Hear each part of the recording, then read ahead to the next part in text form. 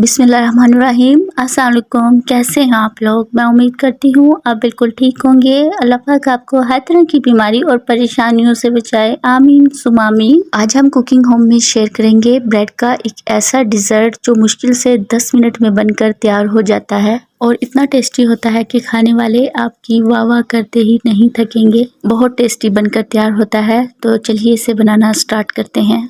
तो यहाँ पर हाफ लीटर दूध को उबलने के लिए रख दिया है मैंने हाई फ्लेम पर, और फुल फैट दूध का इस्तेमाल किया है मैंने। और जब इसमें उबाल आ जाएगा तो हम इसमें हल्का सा चम्मच हिलाएंगे और इलायची के दाने ऐड करेंगे। 3 मैंने इलायची ली है, इनको मोटा मोटा कूट लिया था, इसको इसमें ऐड करेंगे। और साथ ही हम इसमें चीनी ऐड करेंगे। 3 टेबलस्पून मैंने चीनी ली है, इसको हम इसमें ऐड करेंगे। चीनी आप अपने टेस्ट के हिसाब से कम या ज़्यादा कर सकते हैं। और फिर हम इसे 3 से 4 मिनट तक मीडियम फ्लेम पर पकाएंगे। और जब दूध 3 से 4 मिनट के लिए पक जाएगा तो फिर हम 1 कप में पानी लेंगे 4 टेबलस्पून, और 1 टेबलस्पून हम इसमें कस्टर्ड पाउडर ऐड करेंगे। आप चाहें तो कॉर्नफ्लावर भी ऐड कर सकते हैं। और इसका एक घोल बना लेंगे और एक हाथ से चम्मच हिलाते जाएंगे और थोड़ा थोड़ा करके हम इसमें कस्टर्ड ऐड करेंगे। और 1 से 2 मिनट तक हम इसे पका लेंगे, या जब तक पकाएंगे जब तक कि कस्टर्ड गाढ़ा नहीं हो जाता या इस तरह की कंसिस्टेंसी में नहीं आ जाता। और फिर इसे ठंडा करने के लिए साइड पर रख देंगे और आ जाते हैं नेक्स्ट स्टेप की तरफ। पैन में 1 टेबलस्पून हम घी ऐड करेंगे और इसको हल्का सा गर्म कर लेंगे। और इसमें 4 टेबलस्पून हम दूध ऐड करेंगे और साथ ही हम इसमें 3 टेबलस्पून ड्राई मिल्क ऐड करेंगे। ड्राई मिल्क आप किसी भी ब्रांड का ले लीजिएगा, बस एवरीडे मत लीजिएगा क्योंकि उसका टेस्ट बिल्कुल भी अच्छा नहीं होता। और इसको हम जब तक पकाएंगे जब तक ड्राई मिल्क और दूध अच्छे तरीके से मिक्स नहीं हो जाता। और अगर आपके पास खोया हो तो आप खोया भी इसमें ऐड कर सकते हैं। ड्राई मिल्क की जगह आप इसमें खोया ऐड कर दीजिएगा, उससे भी इसका टेस्ट बहुत ज़बरदस्त आता है। मैंने यहाँ 3 टेबलस्पून ड्राई मिल्क ऐड किया है। आप सेम मेथड इसमें 1/3 कप खोया ऐड कर दीजिए।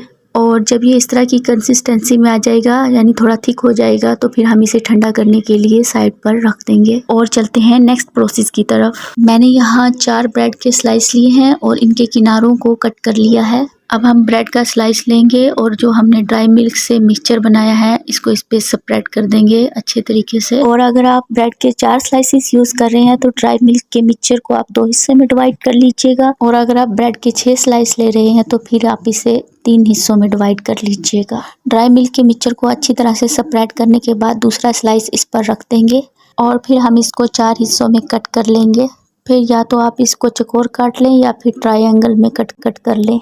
और सेम मेथड हम दूसरे स्लाइस को भी इसी तरह से कट कर लेंगे। इस तरह से हमारी सारी तैयारी हो चुकी है। अब हम एक डिश लेंगे, आप कोई भी डिश ले सकते हैं। और अब एक एक पीस उठाएंगे और जो हमने कस्टर्ड का मिक्सचर तैयार किया था इसमें इसको डिप करेंगे और फ़ौरन से इसको निकाल लेंगे और अपनी डिश में इसको अरेंज करेंगे। और इसी तरह से हम सारे पीस तैयार कर लेंगे। और अब जितना भी कस्टर्ड बचा है हम डिश में पोर कर देंगे, मतलब सारा मिक्सचर हम डिश में ट्रांसफ़र कर देंगे। और फिर हम इसको थोड़ा सा ड्राई फ्रूट के साथ गार्निश कर लेंगे। आप कोई भी ड्राई फ्रूट के साथ इसको गार्निश कर सकते हैं। मैं यहाँ बादाम के साथ इसको गार्निश कर रही हूँ। काजू, पिस्ता या कोई भी आपके पास ड्राई नट्स हो आप उसके साथ इसको गार्निश कर सकते हैं। तो इस तरह से आप देख सकते हैं हमारा बहुत ही मज़ेदार डिज़र्ट बनकर तैयार है।